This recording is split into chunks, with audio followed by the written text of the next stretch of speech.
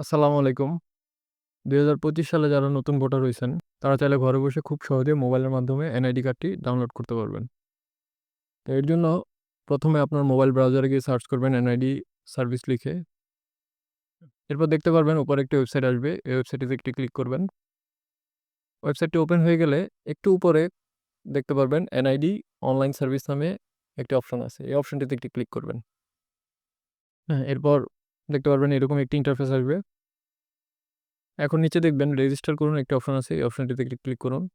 এবার আপনার voter ID কার্ডের নাম্বার বা স্লিপ নাম্বার যেটি থাকে আপনার কাছে, এটা দিবেন, জন্ম তারিখ দিবেন এবং নিচে দেখতে পারবেন ছবিতে প্রদর্শিত নাম্বারটি ভালো করে দিবেন।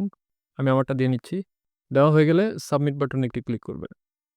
এরপর দেখতে পারবেন ঠিকানার একটি অপশন আসবে।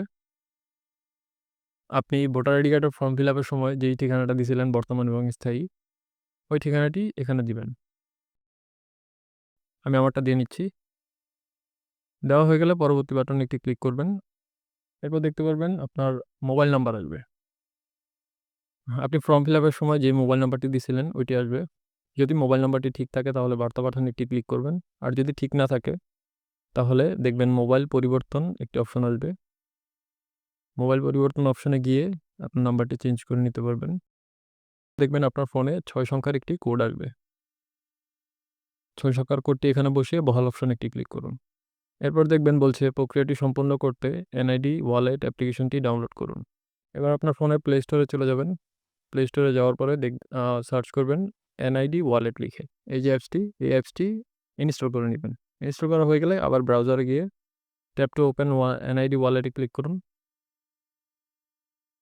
ক্লিক করলে দেখবেন এখানে আসবে এগ্রি অ্যান্ড কন্টিনিউ, এটাতে একটি ক্লিক করুন। এরপরে দেখবেন start face scan. Face scan একটি ক্লিক করে ফেসটি স্ক্যান করে নেবেন। স্ক্যান করা হয়ে গেলে ওকে বাটনে একটি ক্লিক করুন। এখন দেখতে পারবেন আপনার নামটি চলে আসবে। এনআইডি কার্ডে যে নামটি দিয়েছিলেন ওই নামটি আসবে।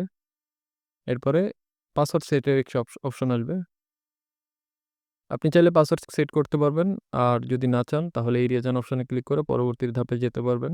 তো আমি এড়িয়ে যান অপশনে ক্লিক করছি। এরপর একটু নিচে স্ক্রল করলে দেখতে পারবেন ডাউনলোডের একটি অপশন আছে।